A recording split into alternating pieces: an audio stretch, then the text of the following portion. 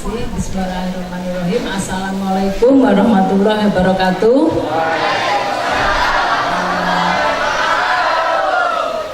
Pertama-tama kami menyampaikan permohonan maaf Bapak Menteri Tenaga Kerja dan Transmigrasi yang berhalangan hadir pada siang hari ini karena sudah ada agenda kegiatan yang lain, sehingga beliau menugaskan kepada Ibu Direktur Jenderal Pembinaan Pengembangan Masyarakat dan Kawasan Transmigrasi untuk mewakili. Namun demikian, karena Ibu Dirjen juga sedang ada agenda, beliau menugaskan kami bertiga, saya, Rosida Rahmawati, kemudian Pak Suhandani dan Pak Hirianto untuk menghadiri acara pada siang hari ini. Sebelum nanti kita memasuki paparan teknis, barangkali sebelumnya kami sampaikan dulu sambutan dari Bapak Menteri Tenaga Kerja dan Transmigrasi. Yang terhormat Bapak Kiai Haji M. Ali Kholil selaku Ketua Umum Konsen sekaligus pimpinan Pondok Pesantren Syekhuna Kholil Sepinggan Balikpapan, kemudian para pengurus DPP Konsen dan para peserta silaturahim nasional dan workshop kontak santri agribisnis Indonesia Konsen yang berbahagia, serta para tamu undangan dan hadirin yang berbahagia. Alhamdulillah, puji syukur kehadirat Allah Subhanahu wa Ta'ala karena atas perkenan dan limpahan rahmatnya pada siang hari ini kita berkesempatan hadir dan berkumpul bersama dalam keadaan sehat walafiat pada acara silaturahim nasional dan workshop kontak santri agribisnis Indonesia Konsen di Pondok Pesantren Syekhuna Kholil Sepinggan Balikpapan. Pada kesempatan yang berbahagia ini kami sampaikan apresiasi dan penghargaan kepada pengurus konsen atas terselenggaranya silaturahim dan workshop ini yang telah berupaya menjalin tali silaturahim yang kuat antar pondok pesantren, madrasah dan masjid serta ormas Islam yang berhaluan Ahlus Sunnah wal Jamaah, sehingga dapat memperluas jaringan kerja secara institusional serta meningkatkan pemberdayaan dan pembangunan ekonomi pesantren, masjid, madrasah dan ormas Islam se-Indonesia yang pada akhirnya diharapkan dapat memberikan kontribusi dalam pembangunan daerah dan pembangunan nasional. Bapak Ibu yang kami hormati serta adik-adik sekalian, upaya yang telah dan sedang dilakukan oleh konsen terkait pembangunan kebun kelapa sawit sebagai sumber dana jamiah merupakan suatu terobosan dalam pengelolaan suatu organisasi, di samping sebagai salah satu usaha ekonomi kemasyarakatan juga berperan sebagai sarana dalam menanggulangi masalah ketenagakerjaan dan fungsionalisasi dari lembaga-lembaga di lingkup organisasi Nahdlatul Ulama. Sebagai warga Nahdiyin, saya sangat berbangga hati bahwa dengan paham Ahlus Sunnah wal Jamaah yang kita anut, konsep pemberdayaan masyarakat yang sesuai dengan konsep kehidupan masyarakat madani yang diajarkan dan diamalkan sejak zaman Rasulullah SAW masih kita pahami sebagai acuan dalam menjalani kehidupan bermasyarakat. Mari kita bersama-sama mensiarkan ajaran tersebut untuk mencapai kemajuan, kesejahteraan serta kejayaan umat. Kemajuan ini dapat tercapai apabila sumber daya alam dan sumber daya manusia yang mendukungnya menjalankan komitmen dengan penuh rasa tanggung jawab. Sumber daya alam yang sangat melimpah di Provinsi Kalimantan Timur, sumber daya manusia yang berkualitas, serta peran pemerintah daerah yang sangat mendukung niscaya merupakan suatu kolaborasi yang baik untuk mewujudkan harapan semua warga. terkait dengan hasil perkebunan yang diberikan kepada mitra pemegang saham, saya sangat mendukung pelaksanaan bagi hasil secara syariah serta mengacu pada ketentuan dan mekanisme yang berlaku tanpa mengabaikan kepentingan kedua belah pihak. Kerjasama kemitraan ini hendaknya memperhatikan prinsip saling memerlukan, setara, adil, transparan, saling menguntungkan, dan berkelanjutan. Bapak Ibu yang kami hormati, pemerintah dalam hal ini Kementerian Tenaga Kerja dan Transmigrasi terus berupaya meningkatkan kualitas penyelenggaraan transmigrasi melalui penyempurnaan kebijakan dan program pembangunan transmigrasi yang pembangunan dan pengembangannya direncanakan secara komprehensif serta dikelola dan dikendalikan secara tertib.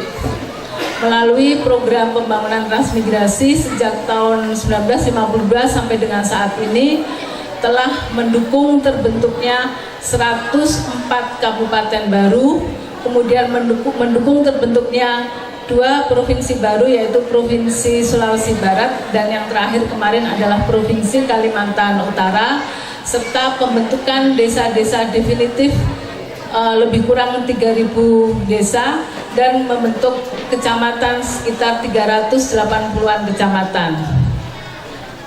Kemudian salah satu kebijakan yang diterapkan dalam penyelenggaraan transmigrasi adalah menjalin kemitraan dengan pihak lain yang dalam hal ini adalah badan usaha yang berbentuk perseroan terbatas, BUMN, BUMD maupun lembaga-lembaga sosial masyarakat lainnya. Namun demikian, untuk melaksanakan kebijakan tersebut tentulah tidak mudah.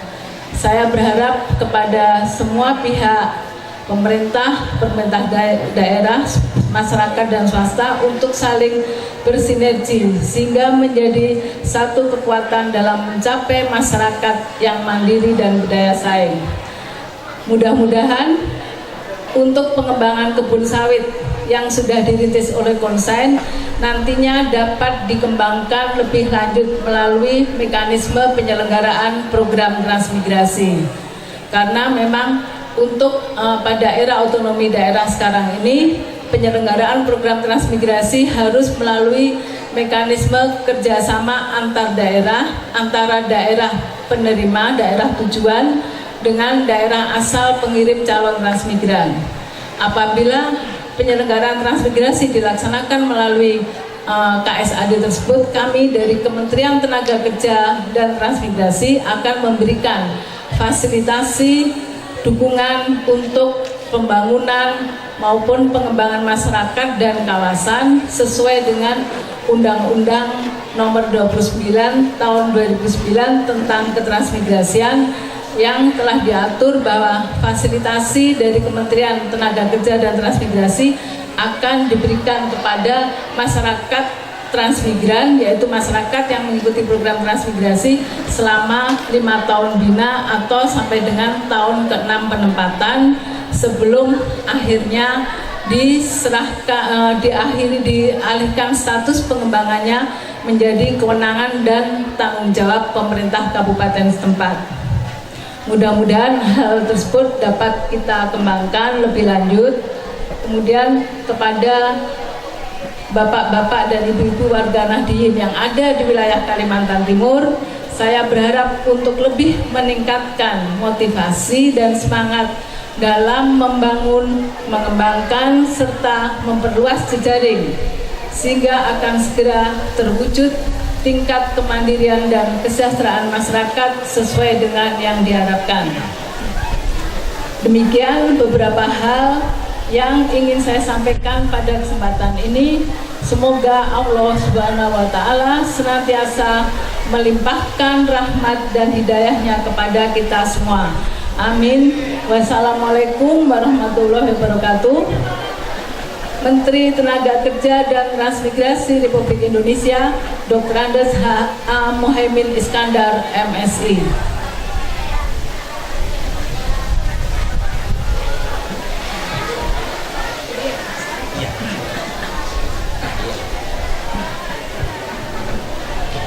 Baik, terima kasih. Kita mulai sesi materi. Sebelumnya kita ucapkan Assalamualaikum warahmatullahi wabarakatuh.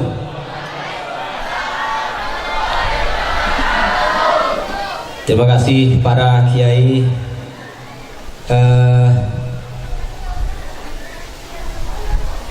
Bapak Ibu hadirin yang berbahagia.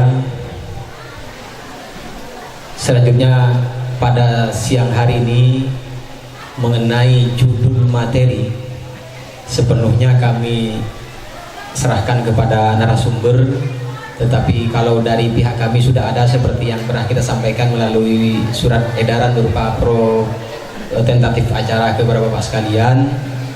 Nanti di sesi terakhir mudah-mudahan masih bisa ada tanya jawab Ibu ya. Iya. Nah, untuk memperkenalkan kami mohonkan kepada yang bersangkutan, kepada Ibu dan Bapak sekalian. Tapi sebelum itu kami perlu sampaikan Ibu, pertama tentu kami sampaikan selamat datang di Bumi Etam Kalimantan Timur ini. Saya tidak tahu apakah Ibu dan Bapak ini pertama kali ke Kalimantan Timur. Apakah pertama kali ke Kalimantan Timur, pepatahnya orang sini sekali minum air mahakam insya Allah akan kembali. Yang kedua, kami perkenalkan kembali kepada Bapak Ibu sekalian bahwa yang hadir di tengah-tengah kita ini lebih kurang sekitar 100, karena teman-teman yang hadir belum ngisi biodata, tapi setidaknya lebih kurang sekitar hampir 125 daerah dari seluruh Indonesia, dari berbagai macam lembaga, ada di pondok pesantren, ada madrasah ibtidaiyah, ada madrasah aliyah, ada dari MI dan sejenisnya. Beliau-beliau ini hadir dari Sumatera, ada dari Lombok, dari Jawa Timur, dari Madura, dalam rangka untuk mengikuti acara konsain yang kita gelar pada hari ini. Oleh karenanya tentu kehadiran beliau-beliau di tempat ini untuk menyerap ilmu yang insya Allah akan disampaikan oleh Ibu dan Bapak sekalian pada sore hari ini. Karena itu kami mohon kepada Bapak dan adik-adik semua para santri untuk bisa mengikuti sesi ini dengan baik. Nanti insya Allah di akhir mudah-mudahan ada sesi tanya jawab. Kemudian kalau untuk yang berkaitan dengan masalah pelaksanaan kegiatan, nanti kita ada sesi ta'aruf. Ta'arufnya setelah sholat asar, nanti hal-hal yang berkait dengan konsain dan lain sebagainya nanti kita akan dialogkan sore hari sampai malam insya Allah. Demikian kami mohon perkenan Ibu nanti dengan Bapak untuk memperkenalkan langsung kepada peserta. Selanjutnya kami persilahkan sepenuhnya kepada Ibu.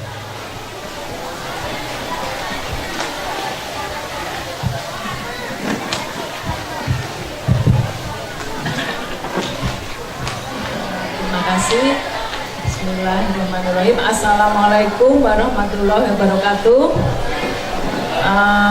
Sebelum memulai paparan teknis pada siang hari ini, kami perkenalkan dulu rombongan dari Kementerian Tenaga Kerja dan Transmigrasi, khususnya dari Direktorat Jenderal Pembinaan Pengembangan Masyarakat dan Kawasan Transmigrasi. Jadi di Direktorat Jenderal Pembinaan Pengembangan Masyarakat dan Kawasan Transmigrasi mempunyai tugas dan fungsi memberikan fasilitasi pembinaan kepada masyarakat transmigran yang telah ditempatkan di permukiman transmigrasi yang tersebar mulai dari Provinsi Aceh sampai dengan Provinsi Papua. Jadi kami kalau tadi pesertanya ada yang dari Sumatera, dari Lombok, kita juga mempunyai permukiman transmigrasi yang sedang kami bina yang berada di provinsi-provinsi tersebut. Kami datang bertiga, yang pertama Bapak Suhandani, beliau Kasubdit Kewirausahaan Direktorat Pengembangan Usaha. Kemudian yang kedua Bapak Herianto, Kepala Subdirektorat Fasilitasi Sosial Budaya di Direktorat Peningkatan Kapasitas Sumber Daya Manusia dan Masyarakat, dan saya sendiri Rosidah Rahmawati dari Direktur Peningkatan Kapasitas Sumber Daya Manusia dan Masyarakat. Mungkin sebelum nanti lebih teknis mengenai pengembangan kelapa sawit, pengalaman dari transmigrasi mengembangkan kelapa sawit, paparan satuan dan kesatuan. Sebagaimana tadi juga sudah kami sampaikan bahwa melalui program transmigrasi telah mendukung pemekaran kabupaten-kabupaten baru, kemudian terbentuknya provinsi baru, terbentuknya desa-desa baru dan kecamatan-kecamatan baru yang tersebar di berbagai provinsi di Indonesia. Kemudian untuk sasaran penyelenggaraan transmigrasi, meningkatkan kemampuan dan produktivitas masyarakat, membangun kemandirian dan mewujudkan integrasi di permukiman transmigrasi sehingga ekonomi dan sosial budaya tumbuh dan berkembang secara berkelanjutan. Sasaran-sasaran tersebut akan kita upayakan, kita wujudkan dalam masa 5 tahun bina atau 6 tahun penempatan sejak transmigran ditempatkan di permukiman transmigrasi. Kemudian lanjut sedikit mengenai proses penyelenggaraan transmigrasi pada era otonomi daerah. Kalau tadi kita sudah bincang-bincang ya Pak ya tadi bahwa penyelenggaraan transmigrasi itu mulai dari penyiapan permukimannya, kemudian ada pembinaan pengembangan, ada penempatan transmigran, ada pembinaan pengembangan masyarakat sampai akhirnya nanti pengakhiran status yang menjadi tanggung jawab Pemda. Nah, untuk kesemuanya tersebut penyelenggaraan transmigrasi dilakukan melalui kerjasama antar daerah kabupaten, daerah tujuan, dan kabupaten daerah asal, kemudian difasilitasi oleh gubernur, jadi pemerintah provinsi, daerah asal, dan daerah tujuan, kemudian instansi di pusat dalam hal ini Kementerian Tenaga Kerja dan Transmigrasi adalah memediasi untuk terlaksananya kerjasama antar daerah dimaksud.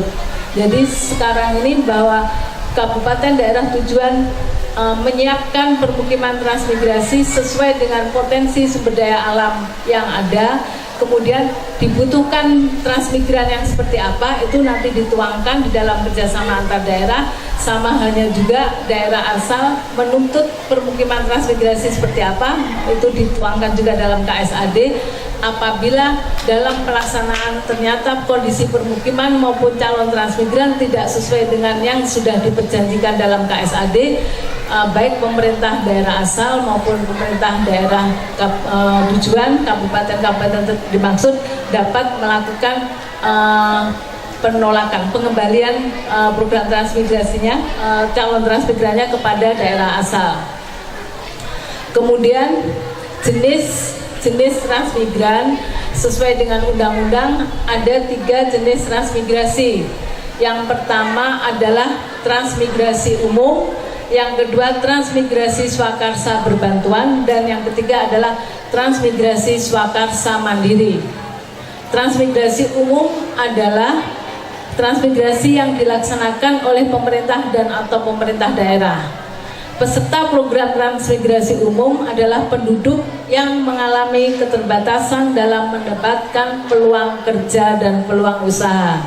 Nah, untuk jenis transmigrasi umum ini bantuan-bantuan difasilitasi diberikan oleh pemerintah pusat maupun pemerintah kabupaten, pemerintah provinsi selama, kalau untuk pusat selama 5 tahun bina, kemudian selanjutnya diteruskan oleh pemerintah kabupaten setempat. Kemudian transmigrasi swakarsa berbantuan adalah yang dirancang oleh pemerintah dan atau pemerintah daerah dengan mengikutsertakan badan usaha sebagai mitra usaha transmigran. Pesertanya adalah penduduk yang berpotensi berkembang untuk maju. Nah, kalau rencana pengembangan sawit untuk dikerjasamakan dengan transmigrasi, barangkali salah satu polanya bisa mengikuti dengan jenis transmigrasi swakarsa berbantuan. Kemudian yang ketiga adalah transmigrasi swakarsa mandiri, dilaksanakan oleh transmigran yang bersangkutan secara perorangan atau kelompok, bekerja sama atau tidak bekerja sama dengan badan usaha, namun tetap atas arahan dan layanan bantuan pemerintah dan atau pemerintah daerah. Diutamakan bagi penduduk yang telah memiliki kemampuan. Jadi untuk transmigrasi swakarsa mandiri biasanya adalah dalam rangka pengembangan jasa di permukiman atau kawasan transmigrasi, karena pesertanya rata-rata harusnya memang sudah memiliki kemampuan secara ekonomis dan mempunyai keterampilan khusus untuk mengembangkan usahanya di permukiman transmigrasi.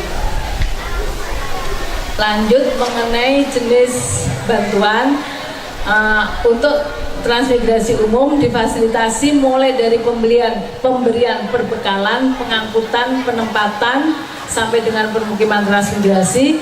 Kemudian kepada para transmigran diberikan lahan usaha dan lahan tempat tinggal beserta rumah dengan status hak milik, kemudian sarana produksi dan bantuan pangan untuk jangka waktu tertentu.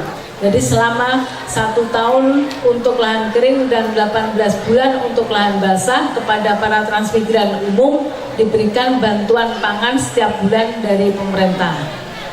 Kemudian untuk transmigrasi swakarsa berbantuan diberikan pelayanan perpindahan penempatan, kemudian sarana usaha atau lahan usaha dengan status hak milik atau dengan status lain sesuai dengan pola, kemudian lahan tempat tinggal beserta rumah dengan status hak milik, sebagian kebutuhan sarana produksi, serta bimbingan pengembangan dan perlindungan hubungan kemitraan usaha dengan badan usaha. Sedangkan bantuan badan usaha kepada TSB, badan usaha harus memberikan informasi usaha, kemudian perolehan kredit investasi dan modal kerja, bimbingan pelatihan penyuluhan, jaminan pemasaran hasil produksi, jaminan pendapatan, bimbingan sosial kemasyarakatan, serta fasilitas umum dan fasilitas sosial. Nah, untuk TSB ini memang harus ada kerjasama kemitraan dengan para transmigran yang tadi sudah disampaikan, setara, adil, saling membutuhkan, transparan, dan berkelanjutan.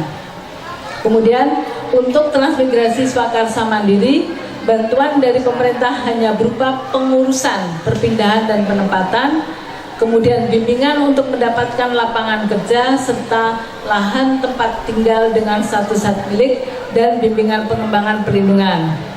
Pengembangan usaha transmigran di luar bantuan pemerintah atau pemerintah daerah diupayakan secara swadaya oleh transmigrasi swakarsa mandiri tersebut maupun melalui bantuan badan usaha. Untuk bantuan badan usaha dapat berupa informasi usaha, perolehan kredit investasi dan modal kerja, pendampingan pengembangan usaha, serta jaminan pemasaran hasil produksi. Kemudian di dalam penyelenggaraan transmigrasi juga diharapkan adanya peran serta masyarakat, mulai dari penyediaan jasa, barang modal, penanaman modal oleh badan usaha maupun penyediaan tenaga pelatihan. Nah, untuk penanaman modal ini sudah ada peraturannya sendiri, ketentuan yang mengatur bagaimana caranya badan usaha melakukan bermitra usaha dengan para transmigran di permukiman transmigrasi. Di antaranya adalah penanaman modal di dalam penyediaan prasarana-sarana, kerjasama kemitraan, kemudian badan usaha wajib membantu perolehan modal, pengembangan sarana kawasan, dan pelayanan jasa perpindahan. Selanjutnya mungkin kami akan menyampaikan sedikit Pak mengenai pengembangan sawit, pengalaman pengembangan sawit di permukiman transmigrasi. Pak Iri lanjut saja Pak Iri. Jadi selama ini kondisi yang dihadapi untuk penyelenggaraan transmigrasi antara lain kita saat ini semakin sulit untuk memperoleh lahan yang memenuhi kriteria 2C 4L. 2C adalah clear and clean, dalam artian secara jelas letaknya, kemudian secara aspek legalitas berada di areal penggunaan lain, tidak tumpang tindih dengan peruntukan lain. Kemudian 4L adalah layak huni, layak usaha, layak berkembang, dan layak lingkungan. Jadi apabila suatu lahan akan dikembangkan menjadi untuk pengembangan program transmigrasi harus memenuhi kriteria awal yaitu 2C 4L tersebut. Kemudian saat ini banyak daerah yang semula kerap dilanda banjir dan merupakan daerah rawa, dengan adanya input-input dan teknologi khusus telah berkembang menjadi areal-areal pertanian makmur. Hal tersebut juga merupakan peluang untuk penyelenggaraan transmigrasi. Di dalam penyelenggaraan transmigrasi disediakan peluang dan ruang usaha baik di bidang pertanian maupun non pertanian, antara lain untuk pengembangan komoditas kelapa sawit melalui pola kemitraan maupun secara mandiri oleh masyarakat transmigran. Nah, untuk potensi lahan di kawasan transmigrasi Kalimantan Timur ini, dari data yang ada pada kami, kurang lebih untuk pengembangan tanaman tahunan mencapai 549.000 hektar, diantaranya untuk sawit, karet, dan lainnya, dengan prediksi penyerapan tenaga kerja kurang lebih sekitar 1 juta orang dan akan menghasilkan komoditas ekspor yang menghasilkan devisa negara. Kemudian untuk arah kebijakan di dalam arah kebijakan dalam pengembangan usaha di permukiman maupun kawasan transmigrasi yang dilakukan oleh Kementerian Tenaga Kerja dan Transmigrasi adalah peningkatan penyediaan dan distribusi sarana dan prasarana pertanian. Jadi memfasilitasi penyediaan sarana produksi pertanian, kemudian sarana pengolahan hasil pertanian sampai dengan sarana bibit, benih, kemudian pupuk dan obat-obat pestisida, kemudian sarana pengolahan hasil pertanian, dan fasilitasi untuk sarana pemasaran. Yang kebijakan yang kedua adalah pengembangan produk dan peningkatan nilai tambah melalui penerapan teknologi pengolahan hasil tepat guna yang didukung pemasaran yang efisien. Kemudian yang ketiga adalah pengembangan dan penguatan kelembagaan ekonomi dan permodalan masyarakat. Jadi melalui pengembangan kelembagaan ekonomi di permukiman transmigrasi dibentuk kelompok-kelompok koperasi, kemudian LKM Lembaga Keuangan Mikro LKM BMT Trans yang kerjasamakan dengan berbagai instansi terkait untuk mendapatkan bantuan, dukungan, permodalan maupun bimbingan, pelatihan dan pendampingan baik dari Kementerian Tenaga Kerja dan Transmigrasi maupun dari kementerian terkait. Berikutnya adalah pengembangan manajemen agribisnis melalui pengembangan kewirausahaan, peningkatan koordinasi instansi terkait maupun membangun jejaring informasi dan kerjasama kemitraan. Sampai dengan saat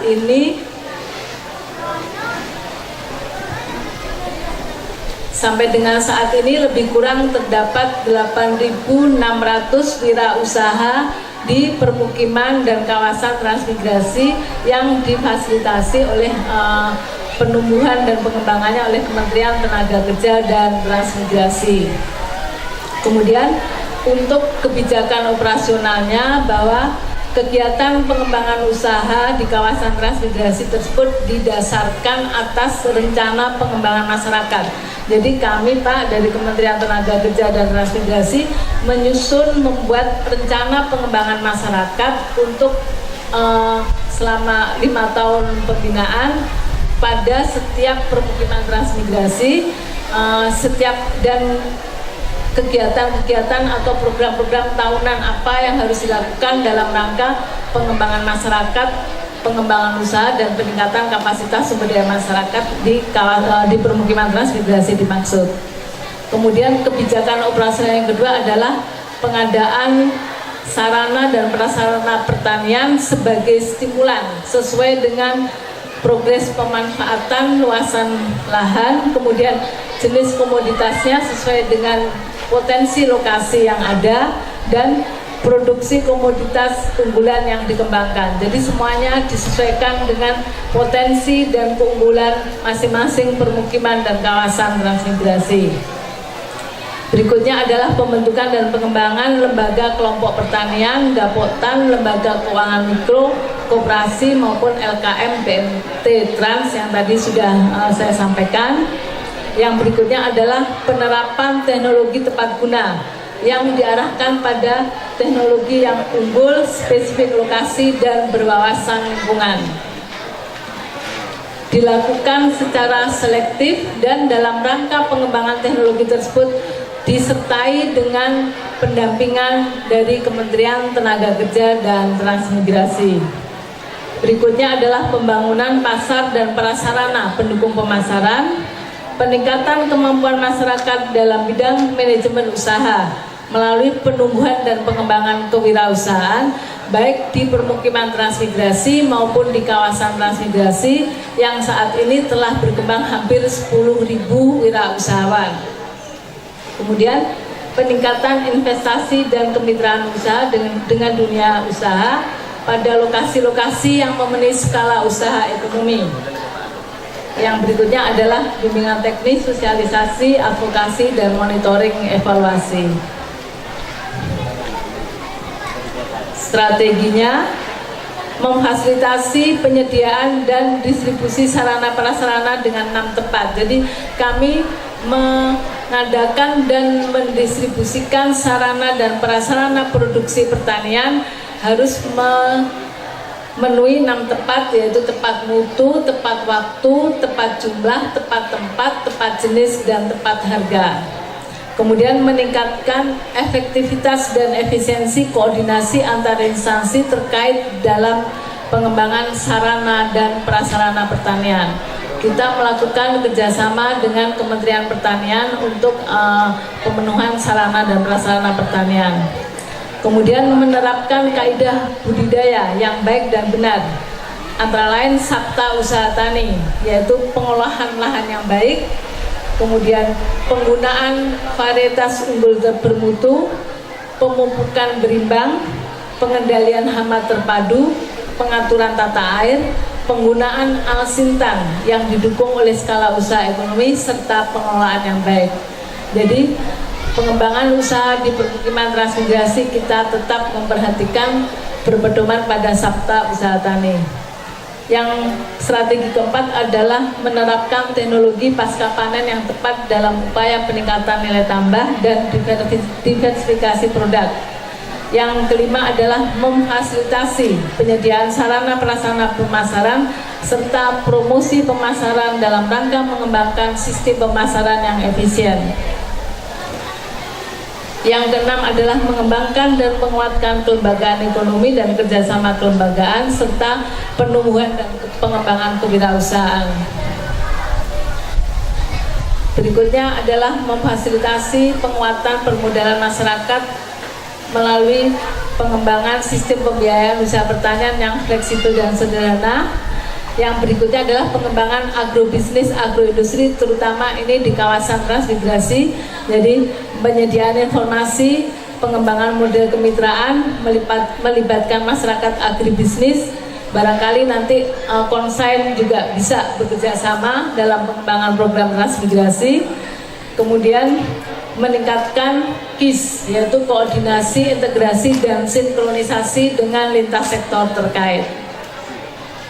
Kami mau sedikit memaparkan mengenai pengembangan kelapa sawit, Pak, di kawasan transmigrasi. Untuk pengembangan kelapa sawit di permukiman atau kawasan transmigrasi sebetulnya sudah dilakukan sejak tahun 80-an. Pada saat itu ada yang dikenal dengan nama PIR Transmigrasi yang berpedoman pada Impres nomor 1 tahun 86 dan ketentuan-ketentuan lain yang berlaku. Namun demikian, program PIR Trans tersebut saat ini telah diberhentikan oleh pemerintah sehingga kita mengembangkan pola-pola yang lain. Birtrans pada saat tersebut mencakup berbagai sasaran meliputi pembangunan perkebunan, program transmigrasi, dan berbagai sasaran utama pembangunan melalui pengembangan agribisnis secara utuh, sekaligus berfungsi sebagai mengembangkan kawasan transmigrasi yang berfungsi sebagai pusat-pusat pertumbuhan ekonomi wilayah. Melalui program Birtrans sampai dengan tahun 2000, dari rencana pelaksanaan 56 unit telah direalisasikan sejumlah 52 unit yang tersebar mulai dari wilayah di Provinsi Sumatera, Kalimantan, dan ada juga yang di wilayah Provinsi Sulawesi. Kemudian telah dikembangkan kebun sawit dan kelapa hibrida melalui program tersebut sejumlah kurang lebih hampir 700.000 hektar, jadi tepatnya 694.893 hektar yang terdiri dari kebun inti 185 hektar dan plasma 509.000 hektar, dan penempatan petani transmigran kurang lebih 257.000 kepala keluarga. Jadi melalui program Birtrans sebenarnya kita sudah mengembangkan dan menempatkan transmigrasi untuk mengikuti Birtrans tersebut sudah banyak sekali, dan sekarang ini sudah mulai terlihat hasilnya dengan berkembangnya kebun-kebun sawit para transmigran di Sumatera dan Kalimantan. Kemudian untuk saat ini pengembangan kebun kelapa sawit kita berpedoman kepada Peraturan Menteri Tenaga Kerja dan Transmigrasi Nomor Per 12 Tahun 2009 tentang perubahan atas Peraturan Menteri Tenaga Kerja dan Transmigrasi Nomor Per 3 Tahun 2008 tentang peran serta badan usaha dan dalam pelaksanaan transmigrasi. Jadi apabila nanti konsain akan bekerjasama dalam mengembangkan kemitraan pengembangan sawit di permukiman transmigrasi, pedomannya sudah ada, yaitu Peraturan Menteri Tenaga Kerja dan Transmigrasi Nomor 12 dimaksud. Nanti secara lebih teknis barangkali Pak Dhani bisa membantu untuk menguraikan. Kemudian di samping itu tetap berpedoman pada Peraturan Pemerintah Nomor 3 Tahun 2014 tentang pelaksanaan Undang-Undang Ketransmigrasian, dan Peraturan Permenakertrans Nomor 12 dimaksud nantinya juga akan disesuaikan dengan Peraturan Pemerintah terbaru tentang pelaksanaan transmigrasi. Jadi pengembangannya bisa melalui pola inti plasma, bapak anak angkat, maupun pola lain yang disepakati para pihak. Dalam hal ini adalah melalui hubungan kemitraan dengan para transmigran.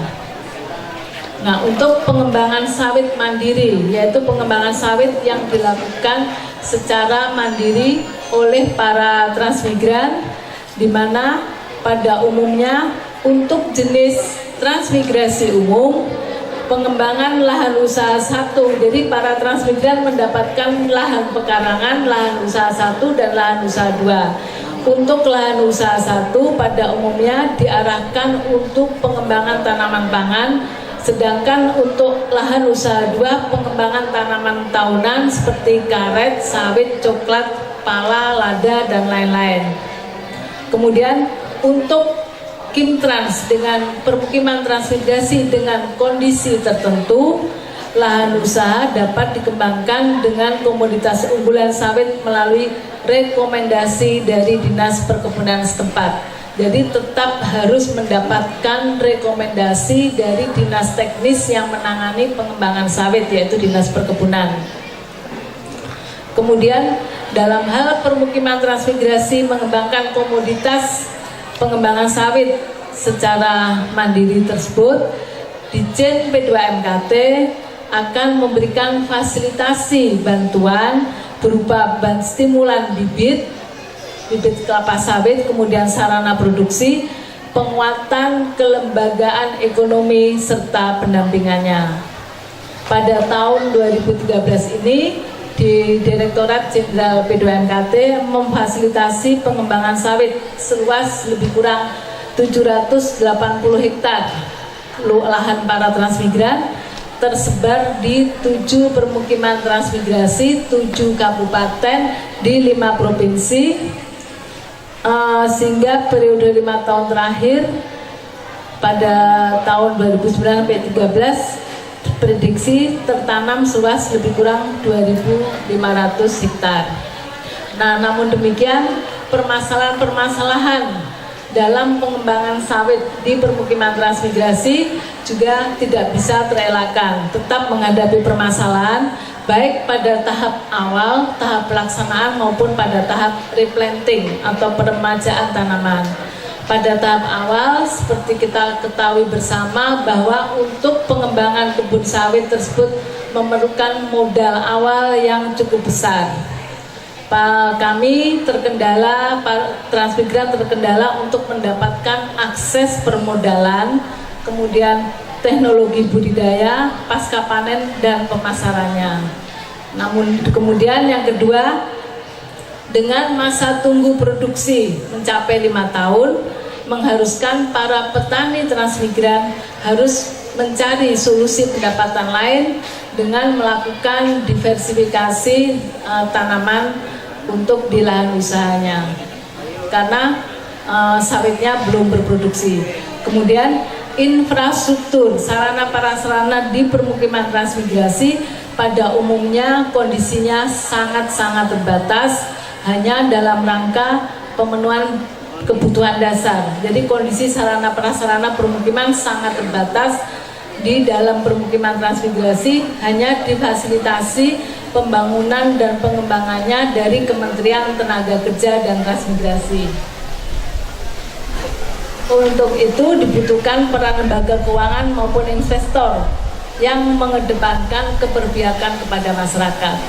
Pada tahap produksi juga mengalami kendala, yaitu bahwa pengembangan sawit secara mandiri yang tidak dikendalikan secara korporasi akan menimbulkan permasalahan ketika terdapat berbagai permasalahan seperti serangan hama maupun ada permasalahan di saluran-saluran drainase maupun saat panen, sehingga akan timbul inefisiensi.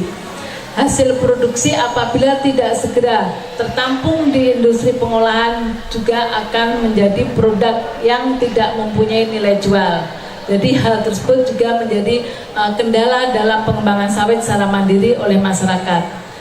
Di samping itu yang tidak kalah pentingnya adalah penetapan harga jual tandan buah segar cenderung dikendalikan oleh industri pengolahan sehingga petani transmigran tidak berdaya. Yang berikutnya adalah tahap replanting atau peremajaan kembali. Sebagaimana kita ketahui bahwa untuk pengembangan sawit ini setelah memasuki tahun 20 atau ke-25 akan diperlukan peremajaan kembali tanaman-tanaman sawit.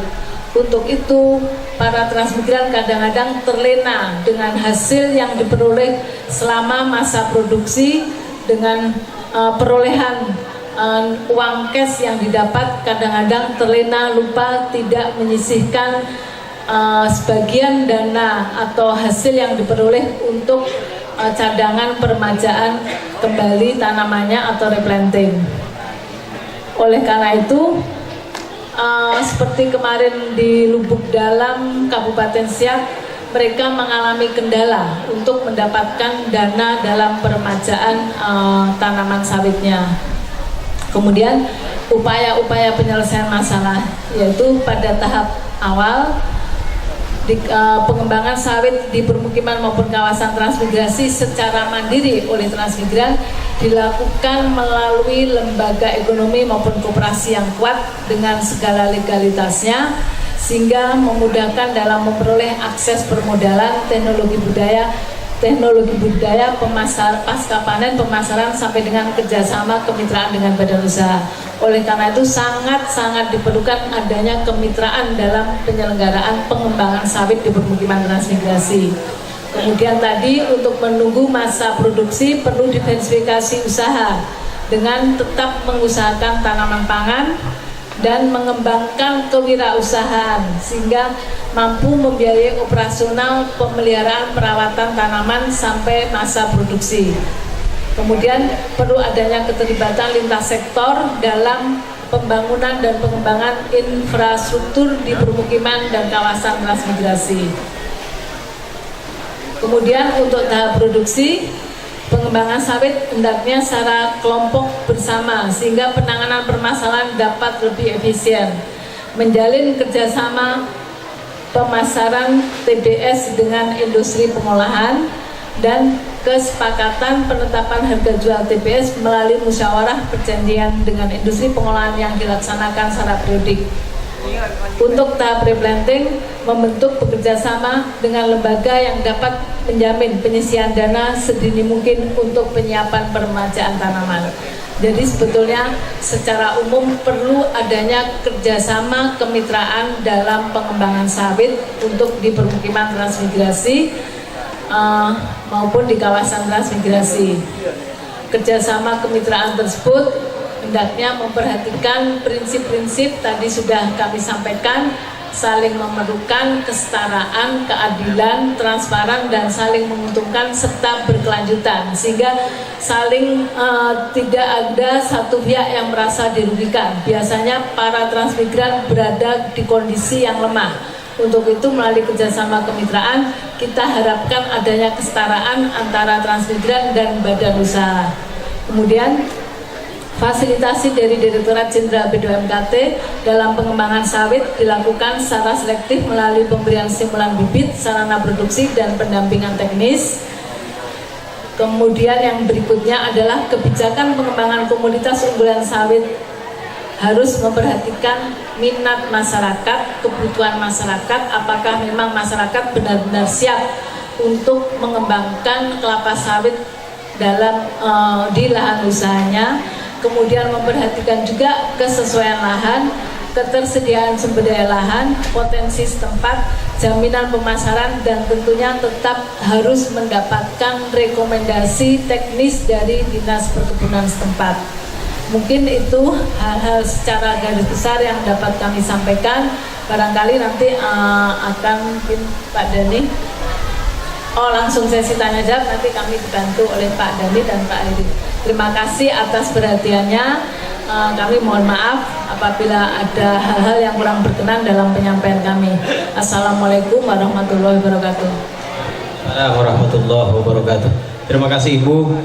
Para peserta hadirin yang berbahagia, mohon maaf Pak karena ini waktunya tengah hari, sudah menjelang jam 3. Kalau ada yang merasa agak sedikit capek, kami persilahkan untuk misalnya mohon maaf berdiri sebentar. Ini kami persilahkan saja, tidak ada masalah. Ini rileks, yang penting ilmunya bisa diterima dengan baik. Baik Bapak ya, silahkan Pak, rileks saja. Bapak Ibu, tadi telah diterangkan beberapa penjelasan sekitar persoalan transmigrasi dan termasuk di dalamnya tentang sawit. Ibu, perlu kami informasikan bahwa konsain ini nanti akan ditambahkan mungkin oleh Kiai atau Pak Kendro. Ini sekedar informasi awal bahwa kita sudah mempunyai beberapa hektar yang sudah dikelola, dan berkat informasi dari Ibu ini insya Allah nanti tentu kami dari Kalimantan Timur akan, kalau perlu kami studi banding, ya insya Allah kami studi banding, kami akan konsul dengan pihak kementerian dan mungkin dinas perkebunan terkait untuk peningkatan kebun yang sudah kita garap. Karena prinsipnya kita sudah punya kebun kelapa sawit ini sudah beberapa hektar. Saya tidak hafal, nanti Kiai yang menjelaskan. Tapi menurut data yang ada pada kami ini sudah ada hampir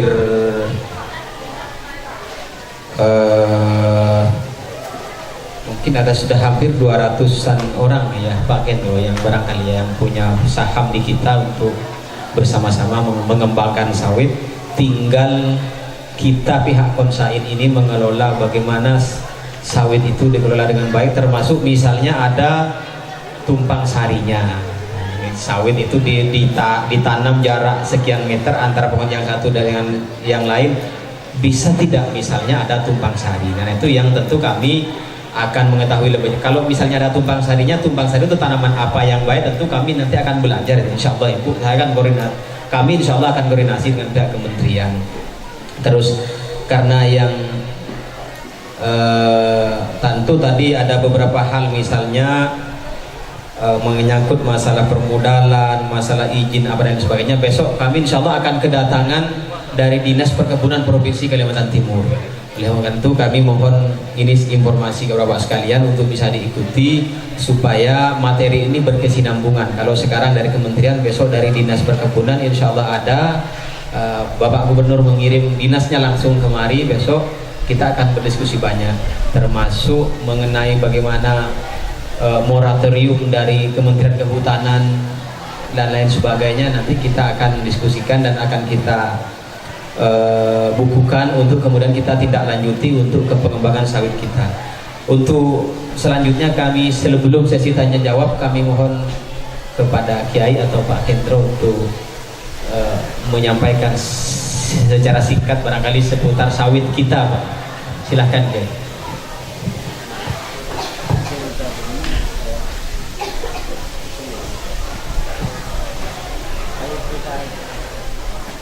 Bismillahirrahmanirrahim.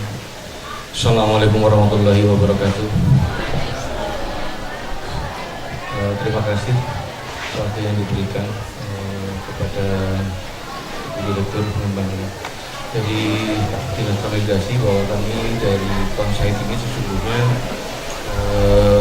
yang sudah tertanam itu ada 30 hektaran, kemudian ada 40 yang sudah siap untuk diteruskan, dan ada 500 hektar yang sudah diplot tanahnya, yang insya Allah nanti dari peserta yang akan mengumpulkan kepemilikan sahamnya akan bisa dilanjutkan berikutnya. Kemudian juga tadi ada informasi dari salah satu warga kita yang menghibahkan dari Pak Marmu, dan beliau ada di mana ini, itu juga akan menghibahkan seluas 3.000 hektar di berikutnya. Ini saya kira akan menjadi modal untuk bermitra, dan ini juga bisa pengembangannya bisa melalui dua cara.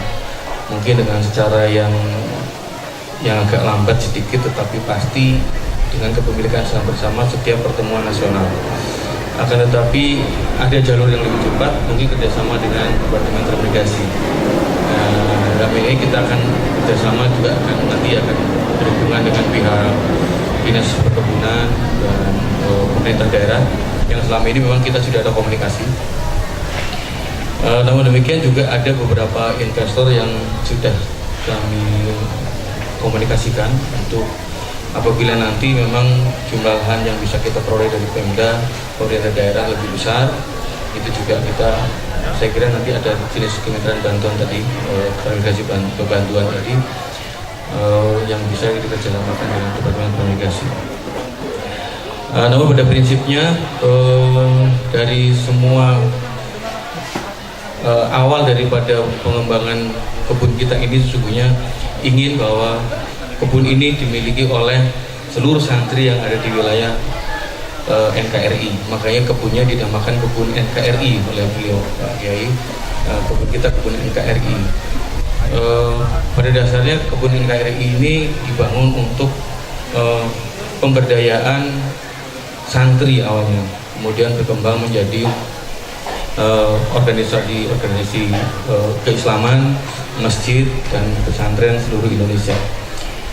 Motivasinya adalah kita ingin bahwa kita bisa berdiri sendiri, kita bisa mandiri tanpa harus, kalau bisa seluruh santri itu tidak memikirkan biaya untuk bersekolah santrinya, dapat meningkatkan SDM-nya dengan pembiayaan yang diperoleh dari hasil karya kita sendiri. Ini juga terinspirasi dari banyaknya masjid-masjid yang laporan tiap Jumat itu dananya banyak tapi tidak bermanfaatkan untuk usaha. Tetapi dia senang sekali kalau laporan Jumat ini sisa saldo sekian. Nah itu sebetulnya kalau dimanfaatkan menjadi bidang usaha akan lebih baik. Sehingga kita merajut hal-hal demikian untuk menjadikan satu. Namun demikian juga bukan berarti bahwa di Konsain ini hanya sawit yang akan kita kembangkan, tetapi nanti bidang-bidang lain juga akan kita kembangkan, karena apabila kekuatan sawit ini sudah mapan, maka sesungguhnya tidak sulit bagi pesantren atau kekuatan santri seluruh Indonesia ini untuk bekerjasama dengan bidang-bidang usaha lain seperti energi, karena di Kalimantan ini ada dua yang disampaikan oleh Wagub tadi, Wakil Gubernur tadi, bahwa ada dua, satu energi, satu perkebunan. Dan energi ini yang disampaikan Pak Wakil Gubernur tadi adalah yang tidak terbarukan, yang akan habis. Tapi juga sebenarnya ada energi yang terbarukan seperti etanol yang dari sawit atau etanol dari nipah. Kebetulan dulu di Kalimantan Barat saya adalah peneliti nipah yang sudah menghasilkan etanol BUMN, tapi tidak diteruskan. Mudah-mudahan nanti di sini bisa teruskan. Ini juga sebenarnya energi yang terbarukan dan ini bisa bekerja sama lebih luas lagi. Namun berkaitan dengan Departemen Transmigrasi tadi juga ingin nanti mohon diperjelas lagi kepada kami tentang kerjasama transmigrasi yang berbantuan tadi, Bu. Karena nanti mungkin itu yang lebih dekat dengan pekerjaan kami di Bangsain ini. Nah, itu yang ingin kami perjelas lagi, apa saja sih yang kita peroleh kalau kita melakukan itu, dan bahkan melihat kemampuan Bangsain yang saat ini. Kepada peserta juga nanti akan lebih dekat lagi kita dengan Pak Kiai setelah sesi dengan delegasi. Namun mungkin yang lebih penting itu adalah apa yang bisa kita kerjakan dengan Departemen Transmigrasi dengan sesuai kemampuan Bangsain saat ini. Apa saja yang bisa diperoleh, itu yang saya kira dari kami yang mohon nanti lebih dijelaskan. Demikian, Bu. Terima kasih. Assalamualaikum warahmatullahi wabarakatuh. Pak Kiai, ada tambahan? Cukup. Baik, Bapak Ibu sekalian, kami sekarang membuka sesi tanya jawab. Kebetulan waktu asar masih ada cukup, lebih kurang 30 menit lagi, Pak, kalau tidak ada halangan. Kami mohon partisipasinya Bapak Ibu sekalian untuk bertanya langsung kepada beliau. Silakan disebutkan namanya dan lembaganya serta dari mana. Nama, alamat, dan lembaganya dari mana. Kami persilahkan. Ini mohon maaf Bapak Ibu sekalian, kebetulan di tempat kami di daerah sini ini ibarat TV swasta itu banyak iklannya, Bu. Jadi sebentar-sebentar iklan lewat begitu, kita harus mesti jeda dulu. Kebetulan yang sering lewat nih iklannya ya macam-macam, itu di atas ada Lion Air, ada Garuda gitu, ada yang plat merah, ada yang plat hitam, berbagai macam. Tapi ini satu keberkahan tersendiri bagi kami, Bu. Baik Bapak Ibu sekalian, kami persilakan, silakan yang mau bertanya, Pak. Ya, 1, 2, 3. Baik, 3 dulu, Pak. Silakan, pertama dari mana nanti disebutkan, nanti disambung Bapak ya.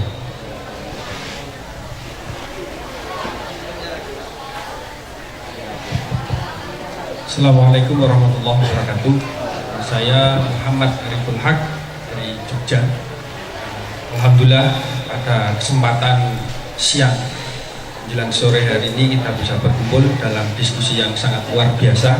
Saya sangat mengapresiasi apa yang kegiatan yang diadakan oleh Pak Kiai. Saya di sini dari Pondok Pesantren Al Mubarok Kendal Bangunento Turi Sleman Jakarta. Para narasumber yang kita hormati, Pak Kiai, hadirin semua, saya mendukung program-program ini. Ya, insya Allah dari Jogja kita dukung, dengan walaupun belum ada dana yang bisa kita bantukan, tapi insya Allah nanti program-program ini nanti akan kita sosialisasikan di Jogja, khususnya Pondok Pesantren. Karena kebetulan saya di Sleman juga sebagai ketua forum komunikasi Pondok Pesantren Kabupaten Sleman, Bu. Jadi dengan adanya workshop ini mungkin akan coba kita paparkan bagaimana yang bisa kita berikan kepada pesantren-pesantren yang ada di kita.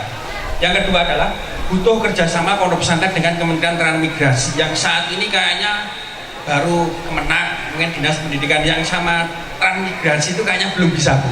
Apa program-program yang ada di Kementerian Transmigrasi ini bisa kita resap untuk pengembangan, sehingga membantu pengembangan SDM santri-santri yang tidak punya modal, yang sebenarnya dia juga ngalim ngalamah juga mungkin karena tidak punya modal akhirnya tidak bisa berjuang. Jadi saya wage ini banyak sekali, apalagi tidak punya ijazah, ini wah repot. Nah, ini perlu monggo nanti Kementerian Transmigrasi bisa berkonsolidasi dengan pondok-pondok pesantren sehingga sumber daya yang ada di pondok pesantren yang tidak tergali, yang tidak punya ijazah ini bisa bekerja dan bisa membangun negara kita ini. Ini seperti itu, mudah-mudahan apa yang saya sampaikan bisa terus berlanjut dan mungkin Jogja bisa menjadi partner kerja oleh konsen ini. Demikian saya sampaikan. Assalamualaikum warahmatullahi wabarakatuh. Waalaikumsalam warahmatullahi wabarakatuh. Terima kasih Pak Muhammad. Kemudian selanjutnya Pak, kami persilakan. Mohon disebutkan nama dan lembaga serta dari daerahnya. Assalamualaikum warahmatullahi wabarakatuh. Yang sama-sama kita ta'azimi, muliakan, banggakan, serta cintai para kiai yang sempat rawuh, wabil khusus Bapak Kiai Muhammad Anil Khalil, yang saya hormati juga dari Bapak Direktorat Dinas Transmigrasi Pusat Jakarta. Singkat saja saya sampaikan pertanyaan kami sebelumnya karena ada permintaan dari panitia. Nama saya Jumdan dari Yayasan Pondok Pesantren Radatul Ulum Batu Jaki, Kecamatan Parepare, Nusa Tenggara Barat atau Lombok Tengah, Kabupaten Lombok Tengah, Provinsi Nusa Tenggara Barat. Pertama kali hadir di sini, walaupun belum minum air Mahakam, Sungai Mahakam, insya Allah kepingin lagi untuk datang. Saya cerita sedikit, ada teman saya yang kebetulan sudah 3 kali sekarang sudah hadir, termasuk sekarang sudah hadir, walaupun beliau juga tidak pernah minum air Mahakam, sekedar lewat katanya di Sungai Mahakam, sekarang sudah 3 kalinya datang. Ini ustaz saya, Ustaz Muhammad Nur namanya lagi. Alhamdulillah, saya juga demikian. Mudah-mudahan untuk tahun yang akan datang bisa hadir di tempat ini lagi. Lebih-lebih kita terpanggil dengan apa yang disampaikan oleh Bapak Kiai. Ini ajang silaturahim seperti itu. Terima kasih. Yang saya akan tanyakan di sini katanya dengan tujuan daripada transmigrasi itu adalah meningkatkan kesejahteraan transmigrasi dan masyarakat setempat. Yang terinsak dalam pikiran saya terkait dengan kesejahteraan di masyarakat setempat, bentuknya seperti apa? Kalau untuk transmigran itu mungkin sudah jelas, tapi dalam makna untuk kesejahteraan masyarakat setempat, nah bentuknya seperti apa? Ini mohon penjelasan. Yang kedua, tadi sudah dijelaskan ada 3 macam transmigrasi seperti itu, tapi ada yang pernah baca dan juga sering kita dengar, ada namanya transmigrasi lokal. Nah, apa sih transmigrasi lokal itu? Mohon juga dijelaskan. Nanti kalau tadi sudah saya ikuti, ketiga transmigrasi itu kemana maksudnya kalau transmigrasi lokal? Nah, ini mohon penjelasannya. Mungkin sekedar itu dulu yang bisa saya sampaikan. Terima kasih. Wallahul muwaffiq ila aqwamit thariq. Assalamualaikum warahmatullahi wabarakatuh. Waalaikumsalam warahmatullahi wabarakatuh. Terima kasih Bapak. Kami persilakan yang dari. Mohon disebutkan nama dan alamat. Assalamualaikum warahmatullahi wabarakatuh. Sebelumnya kami mohon maaf. Nama saya Rozi saja. Saya dari Pondok Pesantren Syekhuna Khalil Bontang. Sebenarnya apa yang ingin saya sampaikan hampir sama dengan apa yang disampaikan oleh Bapak yang dari Jogja tadi. Pertama adalah mungkin Ibu yang selaku perwakilan dari pemerintah sedikit tahu tentang konsain ini. Oleh karena itu, bagaimana pemerintah dalam hal ini menyikapi konsain program-program jangka pendek dan jangka menengah dan jangka panjangnya, program konkretnya. Yang kedua, saya tadi mendengar tentang investor dan macam-macam, saya kurang mengerti, tapi yang jelas salah satu yang ingin ikut andil dalam konsain ini adalah kiai-kiai kecil seperti Langgara dan musola-musola kecil, sehingga maaf, hati kami merasa ciut ketika mendengar investor, padahal kami yang masih kecil, seakan-akan nanti gimana gitu. Oleh karena itu mohon motivasinya dari pihak konsain terkait dengan hal ini. Dan sekali lagi mohon maaf dari kami, Rozi. Assalamualaikum warahmatullahi wabarakatuh. Waalaikumsalam warahmatullahi wabarakatuh. Selanjutnya kami satu lagi Pak, kami persilakan Pak.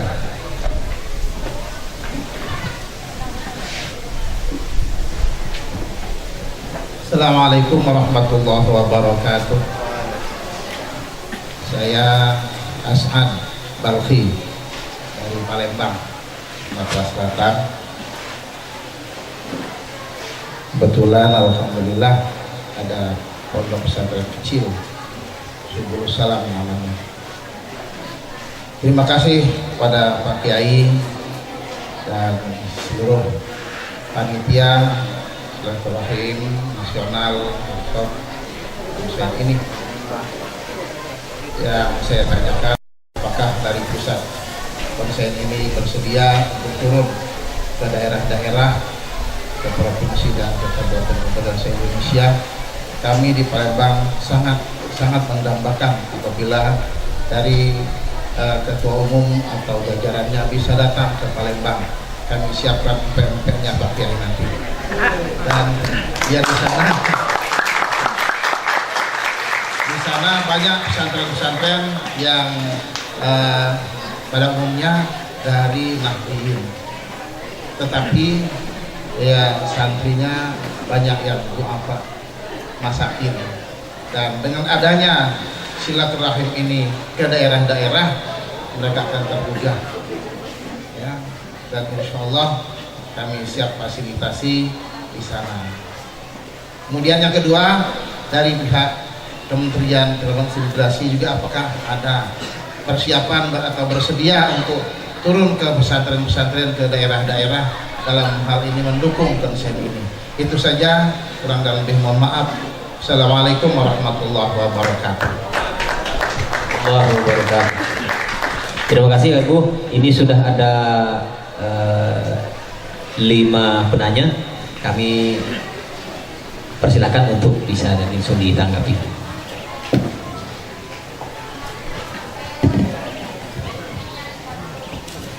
Terima kasih. Kami senang nih Pak, ada 4 pertanyaan, kami coba nanti jawab. Barangkali nanti Pak Dhani dan Pak Erianto tolong bantu ditambahi. Yang pertama tadi dari Bapak Muhammad dari Jogja Pak ya, dari Sleman, Ketua Forum Komunikasi Pondok Pesantren Sleman, kerjasama kelembagaan antara pondok pesantren dengan Kementerian Tenaga Kerja dan Transmigrasi. Jadi perlu kami sampaikan bahwa Kementerian Tenaga Kerja dan Transmigrasi dalam menempatkan memfasilitasi penempatan transmigran di permukiman transmigrasi juga disertai dengan pendampingan oleh para tenaga pembina permukiman transmigrasi di tingkat lapangan, mulai dari tenaga pembina Kim Transnya sendiri, tenaga pembina UPT sampai dengan tenaga-tenaga lintas sektor terkait, misal guru, kemudian perawat, kemudian juga termasuk pembimbing mental spiritual, dalam hal ini adalah para rohaniawan, para dai, untuk ditempatkan, dikembangkan di permukiman transmigrasi. Jadi, mohon maaf Ibu, mumpung belum terlalu panjang, itu misalnya kementerian menyiapkan tenaga itu, artinya seluruh fasilitas dan lain sebagainya itu sudah ditanggung pihak kementerian gitu Bu ya? Apa jangan-jangan pas nanti kami di daerah yang harus mereka ya honornya apa dan lain sebagainya? Jadi gini Pak, selama katakanlah tadi dari pondok pesantren yang di Sleman mengikuti program transmigrasi melalui dinas, mendaftar melalui dinas transmigrasi yang berada di Kabupaten Sleman, nanti pemerintah Kabupaten Sleman melakukan kerjasama antar daerah dengan kabupaten daerah tujuan. Nah, sebagai santri tadi akan mengikuti partisipasi sebagai calon transmigran, mendaftar, kemudian dilakukan seleksi, layaknya seleksi untuk calon transmigran, kemudian apabila ditempatkan di permukiman transmigrasi dengan mengikuti yang transmigrasi umum tadi, fasilitas mulai dari seleksi, dari pemberangkatan dari daerah asal sampai dengan daerah transmigrasi itu menjadi difasilitasi, ditanggung oleh pemerintah. Kemudian di sana karena mempunyai keterampilan khusus bisa kita tugaskan sebagai tenaga rohaniawan yang tiap bulan juga akan diberikan insentif sesuai dengan kemampuan anggaran APBN yang tersedia. Dan di beberapa kabupaten melalui APBD juga memberikan dukungan pemberian insentif dimaksud. Jadi sepanjang para santri tersebut mengikuti program transmigrasi itu kita dapat berikan fasilitasi untuk menjadi tenaga rohaniawan dan membimbing masyarakat transmigran yang ada di permukiman transmigrasi.